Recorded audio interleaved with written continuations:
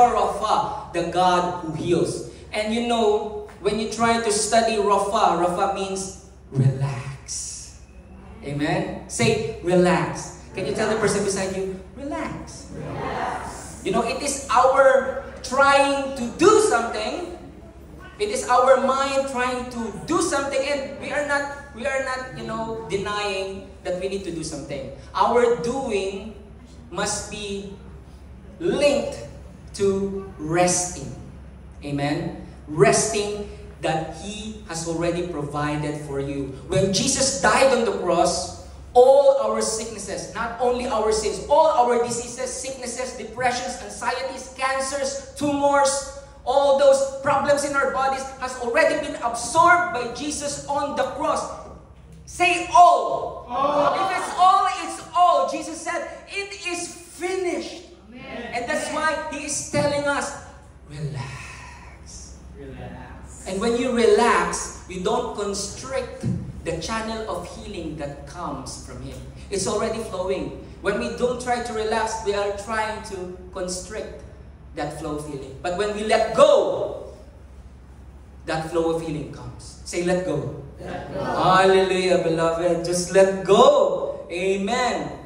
Amen. 1 Peter 5:7. Let's read this one, beloved. Casting all your cares, all your anxieties, all your worries, and all your concerns once and for all on Jesus, for He cares about you with deepest affection and watches over you very carefully. He's watching over you, beloved. He loves you so much. His eye is upon you, beloved. He loves you, and you can let go. Say, let go. Let go. Because He's holding you. Amen. Woo! Hallelujah. So as we lift up the bread, this is the broken body. That's why we see the body of Jesus broken, smitten and stricken. Because today we can declare that He has made you whole. I can relax, Lord, because You have already healed me. Pray this, beloved, with me. Jesus, thank You that I have received Your healing for my body. And not only that, Lord, because of the once and for all forgiveness, I can release forgiveness to myself. I forgive myself. I forgive the person who wronged me, the people who hurt me. That's why I can relax and receive the healing. By Your stripe, I am healed. Let's receive.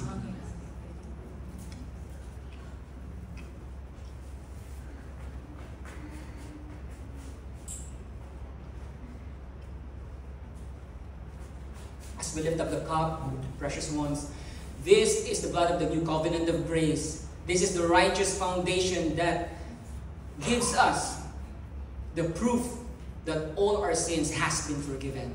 We honor the Lord by declaring that we are already forgiven.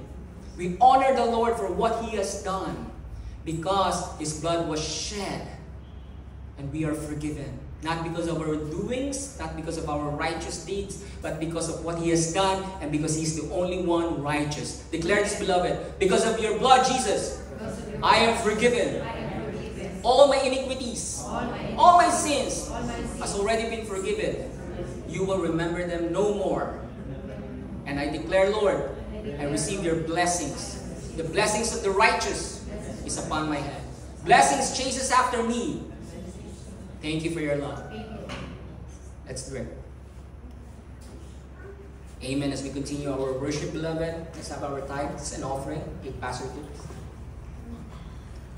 Hallelujah. Praise the Lord. Let's continue our worship with our giving. So it's giving always happens after receiving. Amen? We cannot give what we have not yet received. It's the same thing with love as well. In John, the letter of John, we love because He first loved us. Amen. And in our giving as well, we give because He has first given us. Amen. Not only money, not only food, shelter. No, He first gave us His everything. His If God has a future, He gave us His future by giving us His one and only Son. So that makes our heart full and overflow to give. So I just want to share this verse here. Can everyone see? Okay. So I just want to share this verse here. This is one of the verses that came to me this week. In 1 Timothy chapter 6 verse 10. It says here, the love of money is the root of all kinds of evil. Apostle Paul wrote this one. And he did not say money is the root of all evil. He says the love of money. Say the love of money. The love of money. It's clearly written here. And many people misunderstand this sentence and say that money is the root of all evil. No, it's the love of money. And some people, he continues here, some people eager for money have wandered from the faith and pierced themselves with many griefs. Wandered from the faith. Some may say, kanang wala na attend of church. No, it doesn't mean that. It's just not attending church is just a side effect. The real wandering of the faith happens when you rely on your works. The opposite of faith in the new covenant is works. When you rely on your striving to earn money, when you rely on your being there, I have to be there, I have to work hard, right? Working hard, of course, can yield results. Working smart can yield better results. But working with trust in the Lord yields the best results. Because wisdom from the Lord, it says there in Proverbs, the blessing of the Lord makes one rich without painful toil in it. Because the Lord provides you with godly wisdom to make decisions that put you into the right place in the right time and meet with the right people. That is, the Bible says it's kara, success. Kara is the word for success. It first appeared when the servant of Abraham prayed for success. Amen. So that's what God desires for us. And some people wandered from the faith, from believing that the Lord is their shepherd, and pierced themselves with many griefs. The word there, pierced, is actually like it's pierced in the earrings. In the Old Testament, in Exodus 32 or 23, I forgot. Sorry. When you pierce your ears, you actually, in the practice before, in the Jewish practice, it means you bind yourself with that particular master. You want to become servant forever, a slave forever for that master. So, many wandered from the faith and decide to be slaves forever of the world. But beloved, God purchased us with His own blood, by the blood of Jesus Christ. Amen. We are not servants, we're not slaves of the world anymore.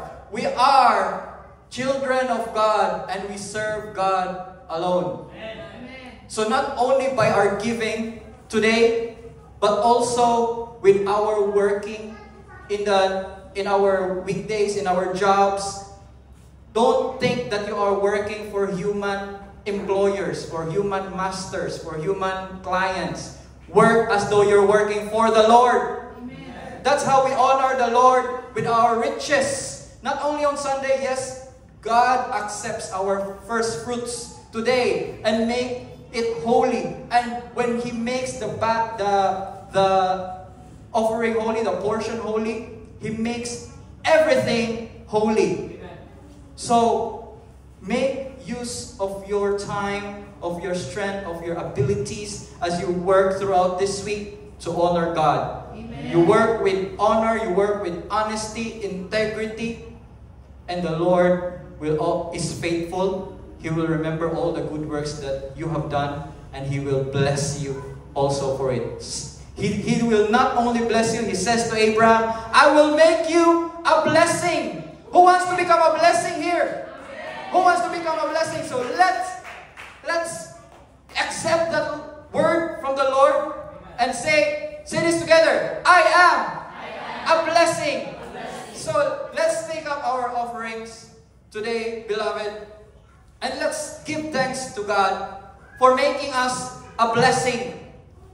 Not only for ourselves, not only for our family, not only for others, but for every life that we touch beyond this gathering here. Amen. So let's pray. Thank you, Lord. Thank you, Father, for giving us the ability to make wealth, the wisdom, the connections, so that we will become a success, we will become a blessing to others as well. So bless these offerings that are coming from our hands, and use this for the furtherance of the pure, unadulterated gospel of grace. In Jesus' name, amen.